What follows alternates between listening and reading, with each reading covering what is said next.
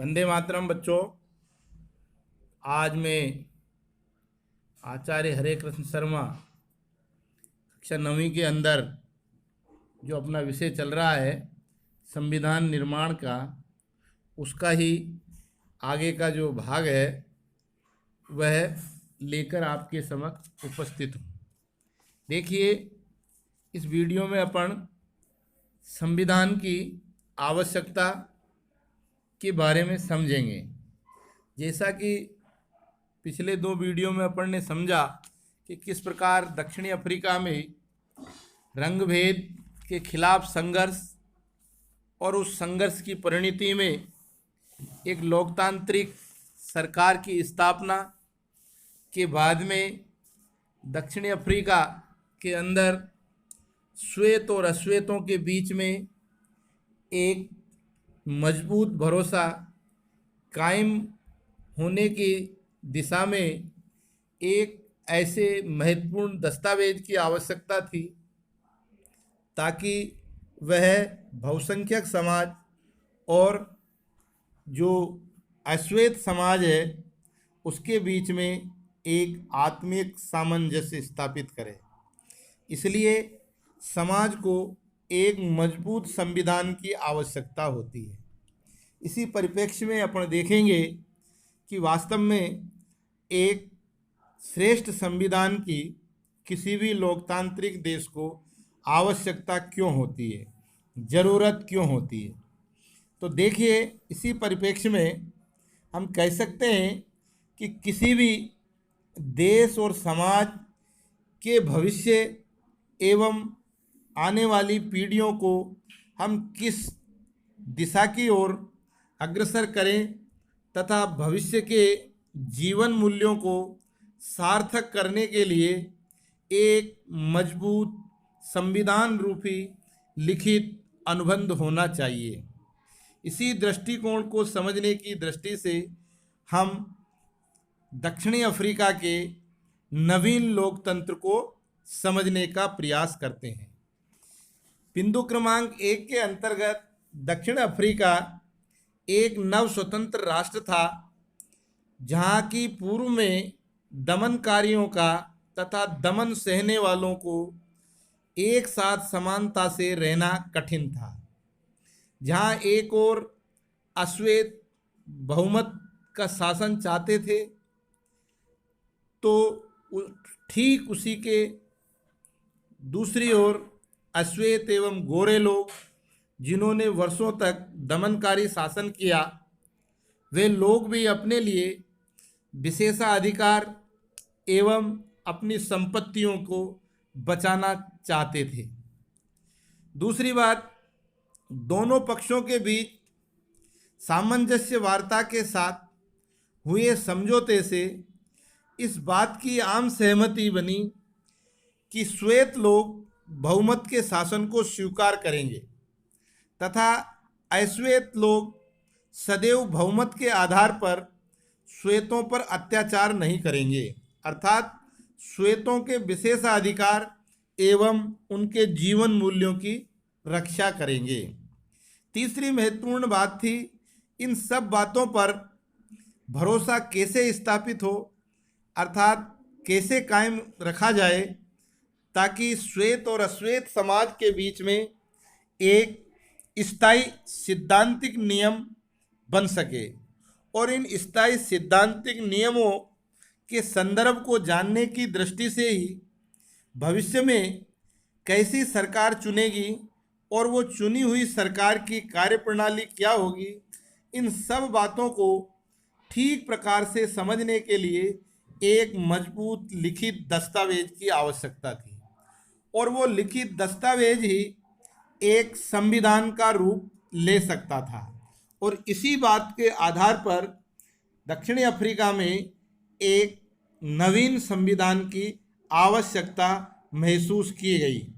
और इसी बातों को ध्यान में रख कर के इस दिशा की ओर वहाँ की सरकार ने कार्य प्रारंभ किया। इन्हीं सब बातों को ध्यान में रखते हुए जिस प्रकार से जो एक लिखित दस्तावेज तैयार होगा वही संविधान कहा जाएगा। अतः हम कह सकते हैं कि संविधान लिखित नियमों की एक ऐसी किताब है जिसे किसी देश में रहने वाले सभी लोग सामूहिक रूप से, संविधान सर्वोच्च कानून है जिससे किसी भी देश राज्य क्षेत्र में रहने वाले लोगों के बीच जो आपसी संबंध तय होने के साथ साथ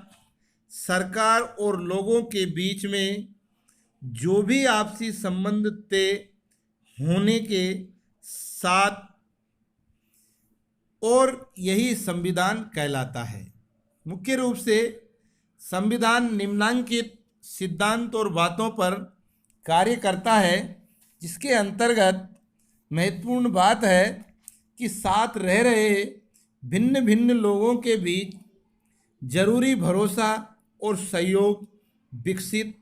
करना, यह पहला काम संविधान का होता है।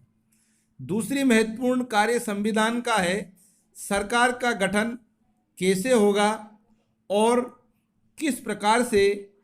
सरकार को फैसले लेने का या निर्णय करने के अधिकार होंगे, यह भी बात संविधान के द्वारा निर्धारित की जाती है। और तीसरी जो महत्वपूर्ण बात है संविधान की, वो यह है कि सरकार के अधिकारों की सीमा तब तय करता है और वह हमें ये बताता है कि नागरिकों के क्या अधिकार हैं। तात्पर्य यह है कि संविधान के द्वारा ही यह निर्धारित हो सकता है कि सरकार के तो क्या अधिकार होंगे, उनकी सीमाएं क्या होंगी, और आम नागरिकों के क्या अधिकार होंगे, उनके क्या कर्तव्य होंगे, आम लोगों की सीमाएं क्या होंगी। और चौथा जो महत्वपूर्ण बिंदु है संविधान का, वो ये है कि संविधान द्वारा एक अच्छे समाज के गठन के लिए लोगों की आकांक्षाओं को व्यक्त करने का भी अवसर प्रदान किया जाता है। इस प्रकार से हम कह सकते हैं कि संविधान लोगों को एक स्पष्ट सिद्धांतिक कड़ी के रूप में बांधने की दृष्टि से महत्वपूर्ण दस्तावेज माना जाता है। इसलिए किसी भी देश की सरकार के लिए और वहाँ पर शासन करने वाले लोगों के लिए और आम नागरिकों के लिए संविधान एक महत्वपूर्ण कड़ी के रूप में कार्य करता है। अतः हम कह सकते हैं कि जिन देशों में संविधान हो, यह कोई आवश्यक नहीं कि वह सभी देश लोकतांत्रिक शासन वाले हों। अर्थात संविधान तो होगा, लेकिन इसकी कोई गारंटी नहीं है कि वो देश लोकतांत्रिक शासन प्रणाली द्वारा संचालित हो। ठीक इसी के दूसरी ओर अगर हम बात करते हैं उन देशों की कि जिन देशों में लोकतांत्रिक शासन व्यवस्था है, तो ऐसी स्थिति में वहाँ पर संविधान का होना बहुत ज़रूरी माना जाता है, क्योंकि बिना संविधान के लोकतांत्रिक शासन प्रणाली का किसी भी परिप्रेक्ष्य में संचालन संभव नहीं होता है। इसलिए संविधान लोकतांत्रिक देशों के लिए तो अति महत्वपूर्ण आवश्यक है। इसी आधार पर हम कहते हैं कि ब्रिटेन के खिलाफ लंबे संघर्ष के बाद जिन जिन देशों ने आज़ादी प्राप्त की, उन सभी के देशों के अंदर जो संवैधानिक व्यवस्था है लोकतंत्र के साथ में, वो बड़ी मजबूत है। उदाहरण के तौर पर हम मान सकते हैं कि ब्रिटेन से आज़ादी के बाद अमेरिकी लोगों ने भी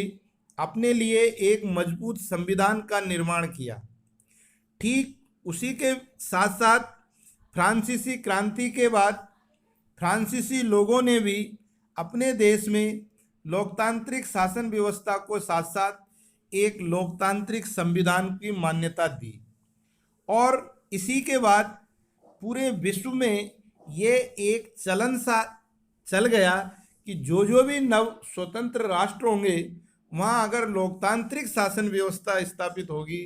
तो निश्चित रूप से एक मजबूत संविधान बनेगा जो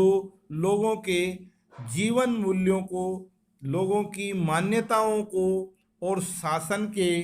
इसीलिए लोकतांत्रिक शासन देशों में संविधान वहाँ की शासन प्रणाली और जनता के बीच में एक मजबूत सामंजस्य स्थापित करना की दिशा में महत्वपूर्ण कड़ी के रूप में कार्य करने में सक्षम होता है। इसीलिए